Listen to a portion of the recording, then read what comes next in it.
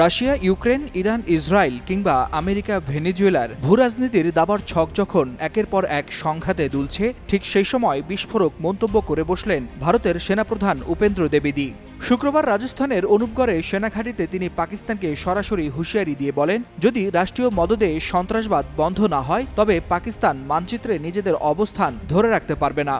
তিনি আরও জানান, অপারেশন সিঁদুর 1-এ ভারত ধৈর্য দেখিয়েছিল, কিন্তু এবার সেই সংযম থাকবে না। সেনাপ্রধানের ভাষায়, আমরা এমন কিছু করব যাতে পাকিস্তানকেই ভাবতে হবে তারা মানচিত্রে থাকতে চায় নাকি হারিয়ে যেতে চায়। ভারতীয় সেনাপ্রধানের এই হুঁশিয়ারির আগেই বিমান বাহিনী প্রধান অমরপ্রীত সিং দাবি করেছিলেন, সম্প্রতি পাকিস্তানের 5টি যুদ্ধবিমান ভূপাতিত করেছে ভারতীয় বাহিনী। আর এর পেছনের কারণ হিসেবে উল্লেখ করা হয়েছে কাশ্মীরের পেহেলগামে পর্যটক হত্যাকাণ্ড, যেখানে 26 জন প্রাণ হারিয়েছিলেন। 2008 সালের মুম্বাই হামলার পর এটি ছিল ভারতের সবচেয়ে ভয়াবহ হামলা। সন্ত্রাসবাদ নিয়ে দক্ষিণ এশিয়ায় দুই পরমাণু শক্তিধর প্রতিবেশীর মধ্যে এখন নতুন করে উত্তেজনা দেখা দিচ্ছে।